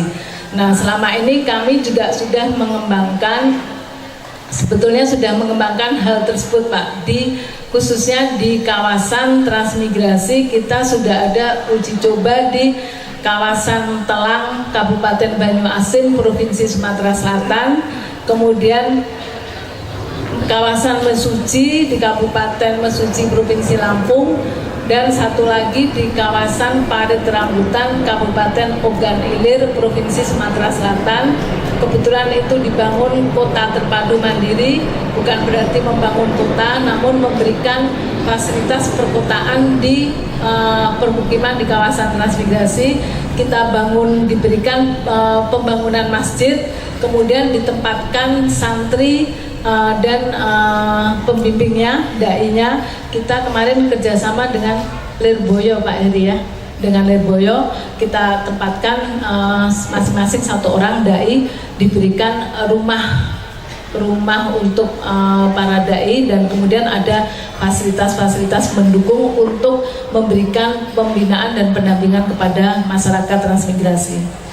Jadi intinya kami membuka kesempatan luas kepada pondok pesantren untuk melakukan kerjasama sepanjang yang bersangkutan bersedia secara sukarela mengikuti program transmigrasi melalui dinas ketransmigrasian yang ada di kabupaten setempat. Itu yang pertama. Kemudian untuk Bapak dari Lombok Tengah, tujuan transmigrasi adalah meningkatkan kesejahteraan di masyarakat setempat. Jadi perlu kami sampaikan bahwa sesuai dengan Undang-Undang Nomor 29 Tahun 2009 bahwa pembangunan transmigrasi berbasiskan kawasan. Dalam hal ini adalah kita membangun permukiman transmigrasi yang mempunyai keterkaitan dengan kawasan sekitar. Jadi masyarakat yang berada di sekitar permukiman dan kawasan transmigrasi bisa menikmati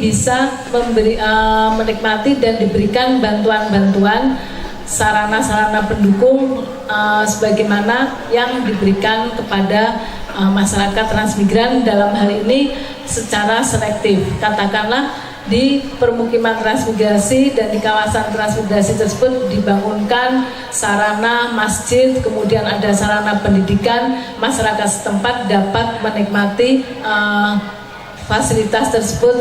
Kemudian sarana prasarana jalan itu juga untuk sarana air bersih juga kita berikan. Kemudian ada sarana penerangan PLTS itu dapat dinikmati oleh masyarakat setempat juga dalam rangka peningkatan akses, peningkatan integrasi antara transmigran dengan masyarakat setempat. Nah, kemudian juga dalam pemberian bantuan-bantuan tersebut kita tidak melupakan masyarakat setempat. Masyarakat setempat bisa mengikuti program transmigrasi. Sekarang ini ada namanya SP Pugar maupun SP Tempatan. SP Pugar adalah masyarakat setempat tetap berada di permukimannya, kemudian dipugarkan rumahnya direnovasi, namun demikian dia harus mengikuti program transmigrasi. Sama halnya dengan kalau SP Tempatan adalah kita memberikan pembangunan sarana prasarana penghubung, sarana air bersih untuk permukiman masyarakat setempat. Itu antara lain untuk upaya sebagai peningkatan kesejahteraan masyarakat setempat. Nah, terkait dengan transmigrasi lokal, sebetulnya sesuai undang-undang kita hanya ada 3 tadi Pak: transmigrasi umum, saat ini ya Pak ya, transmigrasi umum, transmigrasi swakarsa berbantuan, dan transmigrasi swakarsa mandiri.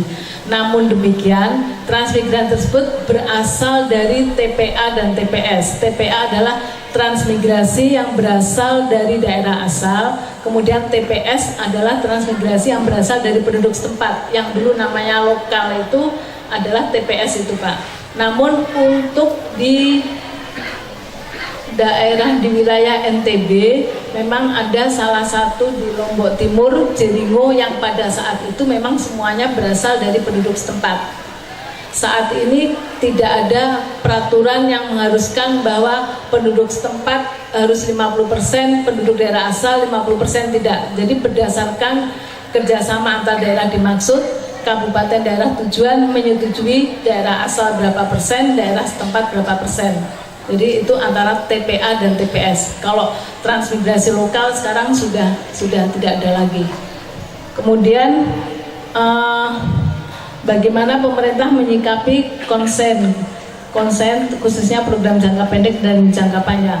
Sebetulnya kami dari Kementerian Tenaga Kerja dan Transmigrasi, khususnya ini kami dari Ditjen Pembinaan Pengembangan Masyarakat dan Kawasan Transmigrasi, dapat bergerak, dapat memberikan fasilitasi program asalkan itu berada di kawasan transmigrasi. Jadi secara Undang-Undang Ketransmigrasian nomor 29, Ditjen Pembinaan Pengembangan Masyarakat dan Kawasan Transmigrasi ruang lingkupnya dibatasi hanya yang berada di wilayah kawasan transmigrasi.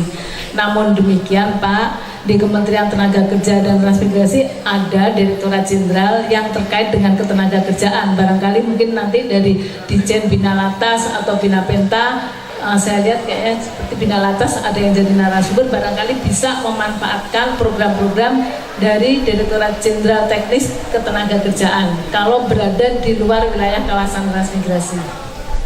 Kemudian yang berikutnya untuk Palembang sama Pak, kami sepanjang pesantren Subul Salam tadi berada di kawasan transmigrasi. Kementerian kita, Kementerian Naketras, Ditjen Pembinaan Pengembangan Masyarakat dan Kawasan Transmigrasi akan memberikan fasilitasi untuk dalam rangka pembinaan dan pengembangan masyarakat di kawasan transmigrasi. Jadi kita dibatasi oleh undang-undang di kawasan transmigrasi. Secara umum mungkin itu, barangkali Pak Dani, Pak Ari ada tambahan, silahkan. Terima kasih Bu Direktur. Assalamualaikum warahmatullahi wabarakatuh. Ya, perkenalkan saya ikut menambahkan apa yang disampaikan oleh Ibu Direktur. Yang pertama untuk Pak Tulhak dari Jogja. Jadi hari Senin kemarin kebetulan saya diundang untuk mendampingi diskusi ke Wakil Gubernur Jogja, Pak Sri Pakualam, dan Pak Bupati Sleman, Pak Sri Purnomo. Jadi terkait dengan SDM yang di pondok pesantren yang begitu besar, bagaimana bisa untuk membangun bangsa.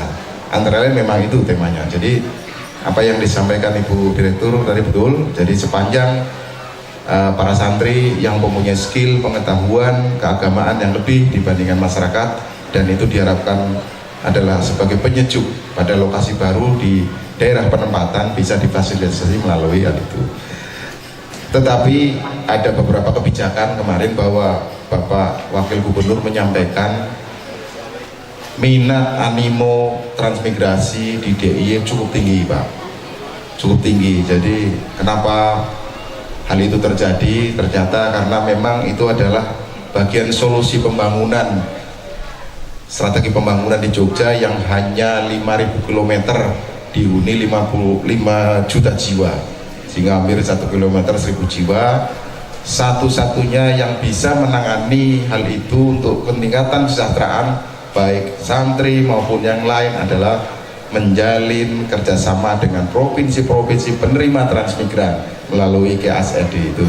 Tetapi memang khusus untuk Jogja ada pesan dari Komisi 9 juga bahwa para peserta yang akan ikut program transmigrasi diharapkan jangan biasa, artinya masyarakat biasa, tapi masyarakat yang sudah dididik, punya skill, punya keterampilan, ya, yang diharapkan nanti dengan keterampilan itu mereka bisa menyebarkan Pak, menyebarkan di lokasi baru ya, usaha kreatif dan lain-lain. Di Jogja kan banyak sekali, itu yang diharapkan. Jadi tetap difasilitasi baik di pemerintah Kabupaten Sleman sendiri.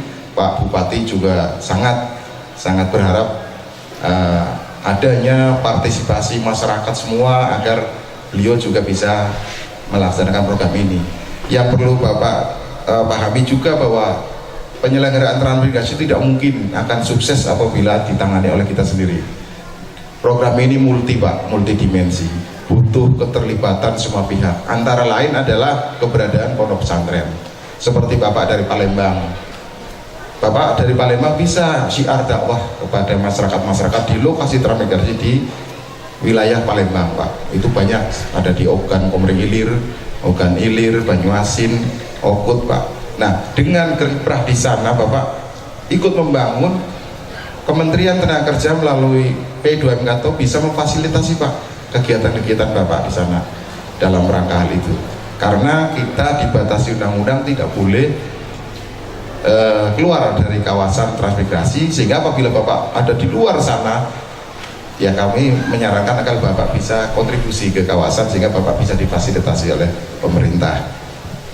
Kemudian tadi menegaskan yang dari Lombok ya Pak Junda tentang translok itu ya, memang yang sepanjang kami tahu khusus untuk NTB dan NTT itu yang disinyalir adanya ketimpangan penduduk antar kabupaten, antar pulau Pak, sehingga ada kebijakan bahwa pembangunan program transmigrasi itu peserta transmigrasi juga dari provinsi itu Pak. Nah itu dua-duanya seluruh Indonesia, hanya terjadi di NTT dan NTB.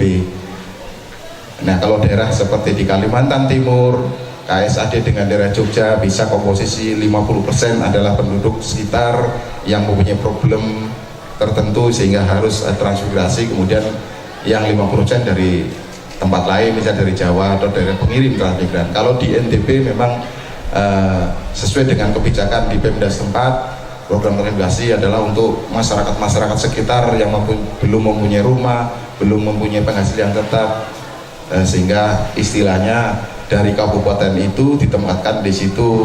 Jadi bahasa keren di sana ya penataan penduduk gitu Pak, penataan penduduk. Mungkin dia satu di sana, satu di sini tidak efisien. Pak Bupati mau ngaspal katanya, kalau hanya dinikmati oleh 5 orang kan sayang, sehingga penduduknya dikumpulin di situ, istilahnya translok gitu Pak, kombinasi itu.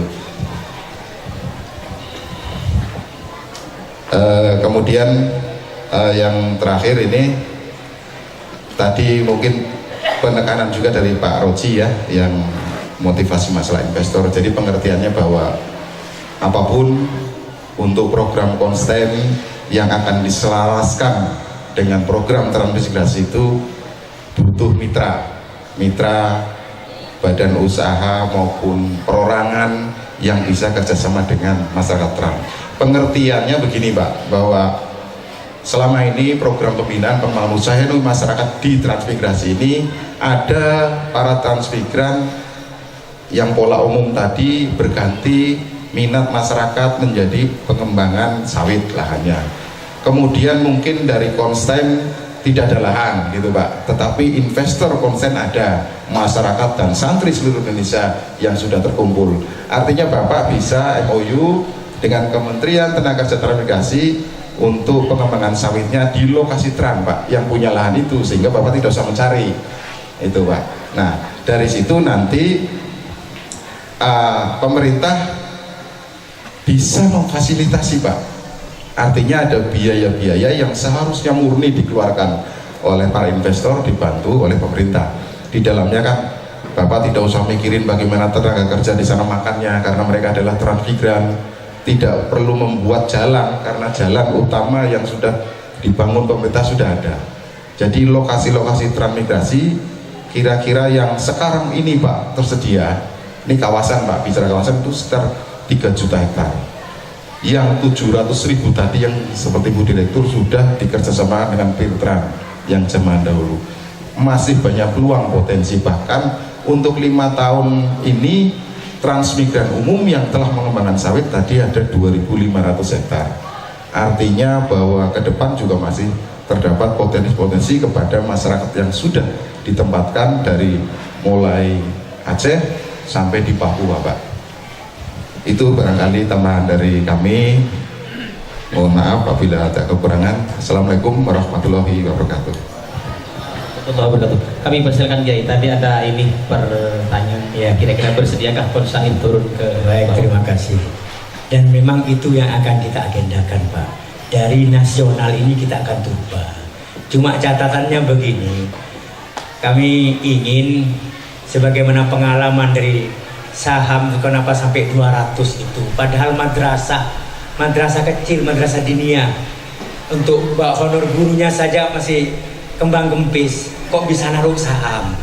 Ini kami kan banyak, terutama dari Bangkalan ya, tempat madrasah yang dikelola oleh alumni Ayanda di Bangkalan. Ini kami memang ngalah pada saat momen kalau di daerah Tapal Kuda yang namanya madrasah diniyah dan pesantren, imtihan, haflatul imtihan itu bagian dari rukun. Jadi kalau madrasah itu mesti mengadakan acara haflah imtihan atau tasyakuran, kenaikan. Nah ini kalau pesantren atau madrasah pada momen-momen itu seperti di Lombok kemarin, dan kita ingin agendakan lagi nanti di Lombok itu kan momen di situ yang banyak maulid, budayanya maulid. Nah kita harapkan, karena saya merasa puas kalau bisa membantu madrasah. Kami hanya punya peluang lahan dan gimana supaya madrasah itu bisa punya sumber dana. Artinya apa? Kami akan turun sambil sosialisasi, mungkin di siapa yang memfasilitasi di situ, pesantren mana atau PWNU kah atau PCNU, karena kita misinya juga bagaimana NU itu dari dulu kada punya sumber dana, itu yang saya bingung. Ya saya pengurus NU sendiri, makanya saya juga berpikir bagaimana organisasi Jam'iyah Nahdlatul Ulama dan perangkatnya itu punya sumber dana sehingga betul-betul bisa punya muruah. Artinya saya berharap umpamanya kalau seperti di Bangkalan di tempat kami, dan saya berharap nanti untuk tahun imtihanan yang akan datang ini, saya berharap di daerah Tapal Kuda, mungkin Bondowoso, Lumajang dan sekitarnya kami siap ke sana, asalkan diagendakan malam ini di madrasah ini, pesantren ini imtihanan. Saya minta waktu menjelaskan kepada hadirin tentang konsen, lalu tidak langsung saja ya sebagaimana tadi malam, Pak. Bagian dari doa ini ijabahnya adalah kalau kita baca sholawat sambil bersalabat, sambil bersedekah jariyah, hasilnya dijadikan sumber dana bagi madrasah yang mengadakan acara. Ini yang kami tempuh. Saya berharap kalau nanti ke Palembang, apa momennya di Palembang yang sekiranya pesantren dan madrasah ini mengadakan acara, apakah maulidan yang banyak di situ, apakah Isra Mi'raj atau haflah akhir sanah, imtihanan atau apalah. Nah ini sehingga kami bisa ikut membantu, mengajak, menggugah. Ya walaupun 1.000, 2.000, 5.000 dikumpul, yang akhirnya bahkan yang tidak punya uang saya anjurkan pura-pura merogoh saku, pura-pura genggam, seolah-olah naruh ke sorban, cuma hatinya jangan kosong dari mendoakan. Sambil kami terus berpikir, alhamdulillah dengan kementerian nanti apa peluang-peluang dengan investor yang sekiranya termasuk tentang masalah bagaimana masjid tadi sudah disinggung oleh Pak Kendro, masjid ini bangga kalau mengumumkan saldonya 300 juta, saldonya 1 miliar, kan seperti itu. Padahal banyak, ini perlu, dan kami sudah siapkan dan kami akan minta ke lembaga Basul Masail PBNU. Ini perlu ada pencerahan ini, jangan sampai dana masjid itu mengendap, kecuali memang untuk bangunan, Pak. Tapi untuk kemakmuran, kemaslahatan masjid, terutama untuk masyarakat di sekitar masjid. Fungsi masjid itu bukan hanya ibadah ritual, tapi bagaimana juga sosial. Kalau itu, dan setiap umpamanya peringatan hari ulang, seperti tadi malam hasilnya 4.900.000 itu untuk membangun kebun semua anggota nasional. Jadi mana sekarang kita sudah punya 1 hektar. kalau dalam momen hari ulang tahun proklamasi setiap masjid atau anggaplah setiap desa kumpul di masjid tertentu di desa itu gantian ulang tahun Agustus berikutnya zikiran istighosaan, cuma bagian rukun dari istighosa itu ditambahi amalannya apa? Sedekah. Niatkan tolak bala, niatkan menyambung bangsa ini supaya tersambung secara nasional lewat kebun. Karena kebun semua anggota nasional ini dibagi kepada semua anggota pesantren, madrasah, masjid, ormas Islam yang tentunya tergabung di konsen setelah memenuhi syarat, ada persyaratannya nanti. Setelah sekian ada kebun semua anggota nasional, ada kebun semua anggota provinsi, kebun semua anggota kabupaten di samping kebun anggota. Artinya anggota nanti di samping dapat dari kebun di mana dia punya saham, dapat lagi dari kebun semua anggota kabupaten di mana dia berada, dapat lagi dari kebun provinsinya dan kebun ya kayak APBD lah, APBD, APBN, APBD provinsi, cuma kita lebih fokus kepada manusianya. Sekali lagi insya Allah Pak, saya sangat menyambut baik, cuma saya jangan sampai saya hanya saya berharap malamnya atau apanya tetap ada acara pengajian apa-apa gitu sehingga kami bisa menggerakkan, artinya action. Kami di Kaltim punya lahan, banyak peluang, insya Allah sudah menyerap lapangan kerja walaupun masih 4 dan akan tambah lagi tentunya, karena yang nanam ini bukan malaikat. Kalau coba saya bisa menyuruh malaikat tidak perlu bayar Pak. Yang nanam ini adalah kita upah borong rintis, upah borong indah dan sebagainya.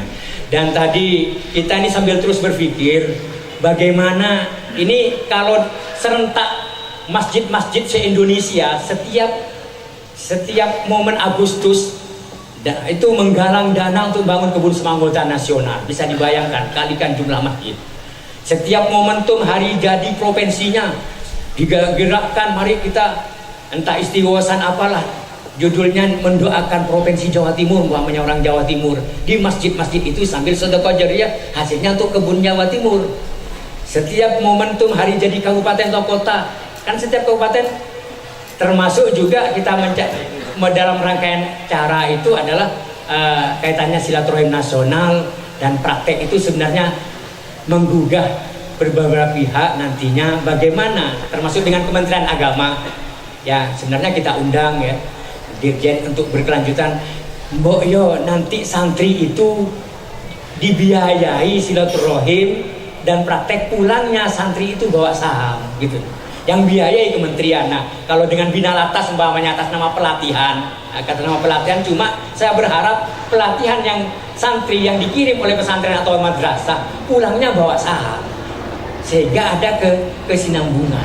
Ini artinya pelatihan kemudian di sana tidak diterapkan juga. Itu adalah bagian dari bagaimana caranya ini uang negara bisa dikelola dengan baik.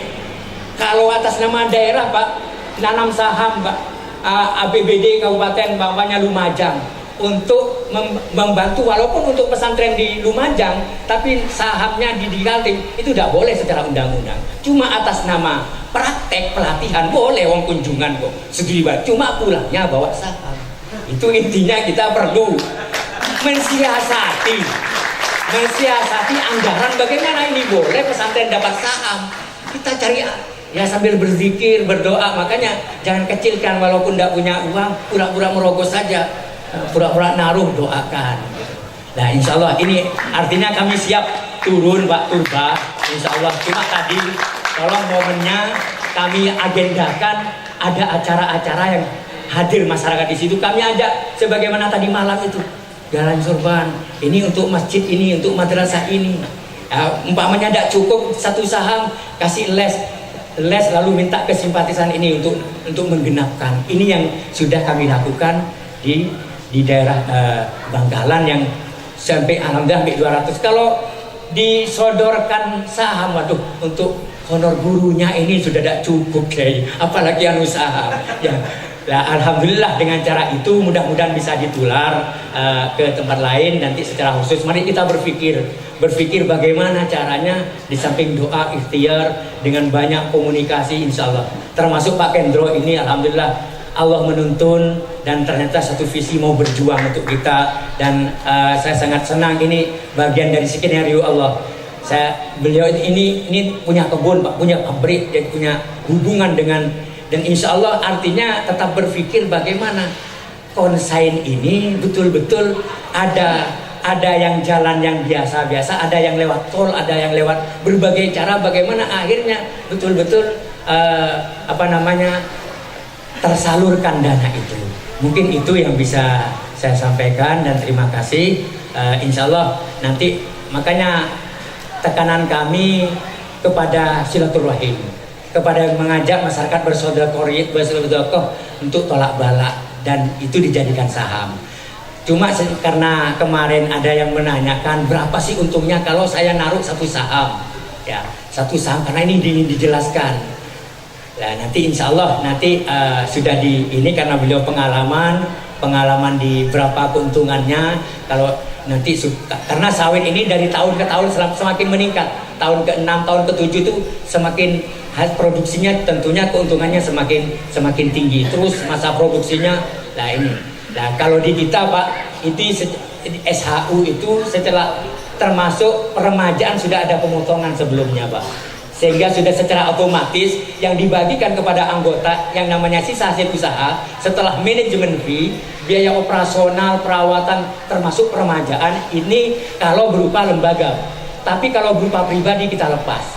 Setelah ada kebun pribadi itu investor, ya ada alhamdulillah dari Malaysia ini dia nanam saham di kita 4 hektar, ya cuma kita persyaratkan kalau kamu nanam saham di tempat di konsen, syaratnya 30% dari keuntungan kebun itu harus bangunkan kebun madrasah atau masjid atau pesantren, dipersyaratkan begitu 30%-nya dari SHU. Tapi kalau investor itu investor pribadi, nah itu selama masa produksi. Kalau sudah habis masa produksinya, habis juga sahamnya. Cuma kalau lembaga, pondok pesantren ini abadi. Abadi ini artinya bukan tidak ada kiamat Pak. Ya kalau kiamat masa kita abadi.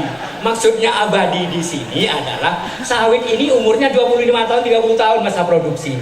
Cuma untuk peremajaannya tidak dimintakan lagi kepada madrasah itu, karena sudah dicicil, dipotong setiap kali panen kita sisihkan untuk biaya peremajaan. Disisihkan itu tidak diendapkan di bank Pak, dijadikan kebun, namanya kebun khusus peremajaan, yang itu selalu mengembangkan diri, menjagai nanti dari hasil kebun itu, menjagai kebun-kebun anggota, kebun semua anggota kabupaten, kebun semua anggota nasional, kebun semua anggota provinsi yang sudah mau habis masa produksinya, dibiayai peremajaannya dari kebun khusus peremajaan. Itu ini yang dikutip dari kita, alhamdulillah kebun khusus peremajaan kita sudah siapkan 1 hektar. Dan ini nanti terus di saat setelah bersih hasilnya itu hanya untuk mengembangkan diri saja. Kan sawit ini 5 tahun, 6 tahun kan sudah berproduksi terus berproduksi begitu. Hasilnya pengembangan diri, terus pengembangan diri dan menjagai nanti kalau sudah ada dari kebun anggota yang mau habis masa produksinya, dengan tanpa meminta lagi kepada anggota saham baru, karena terus berkelanjutan begitu. Begitu dari saya, kurang lebihnya mohon maaf. Wassalamualaikum warahmatullahi wabarakatuh. Barangkali Pak Kendro mau nambahin, monggo. Saya nambahin sedikit biar nggak salah paham itu dari yang investor. Sebetulnya bapak-bapak ini udah investor semua, cuman kecil.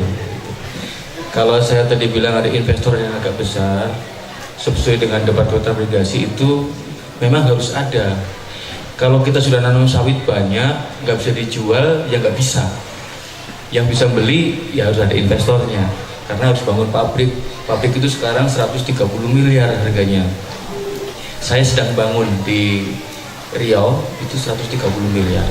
Jadi nggak bisa.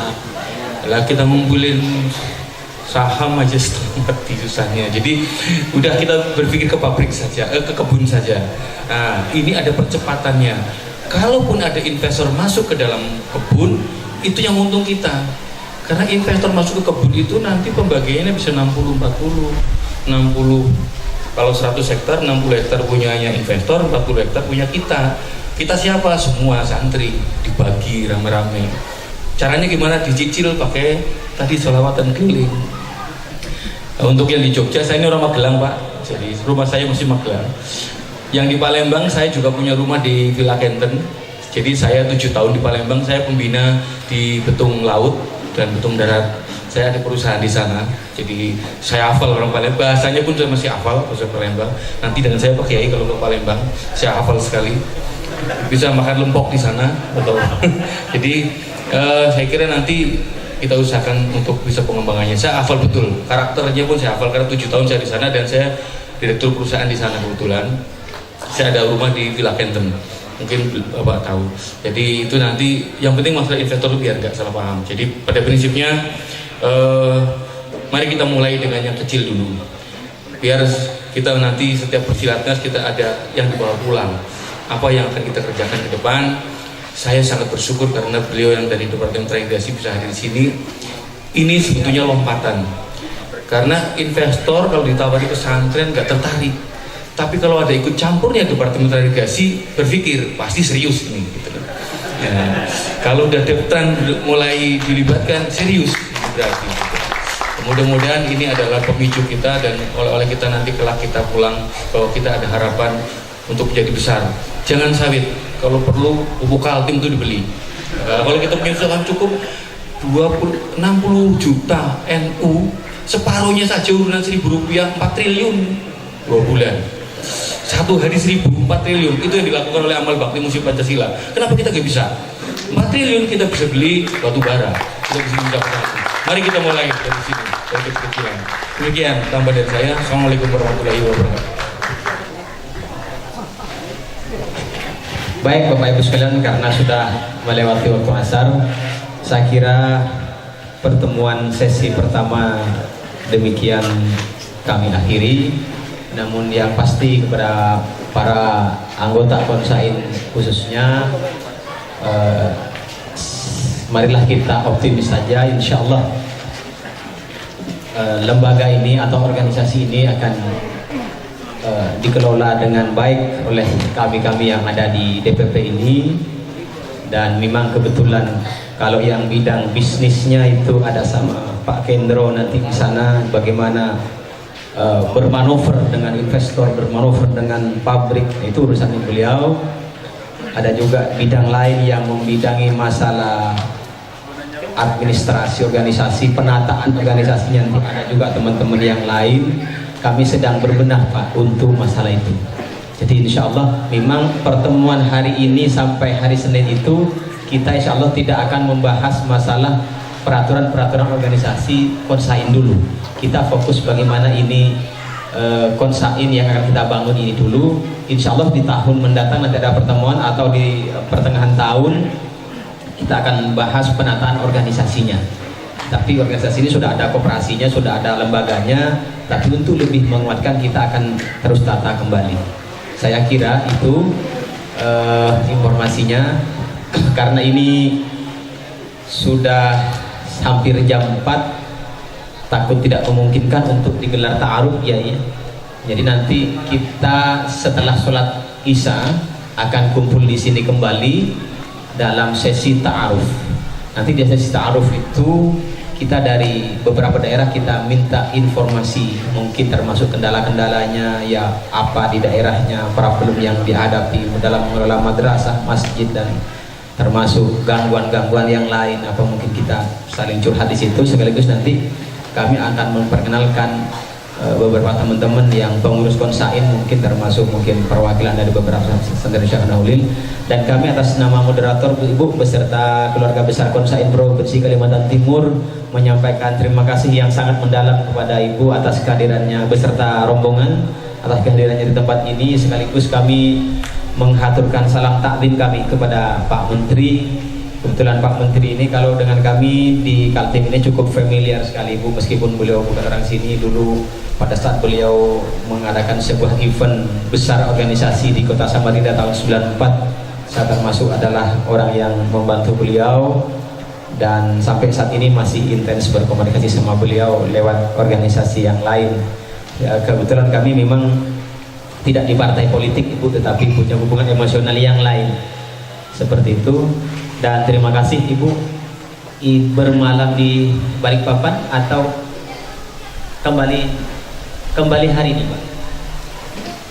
sore ini juga ya kembali. Baik, ini bolak-balik Jakarta tuh capek Pak.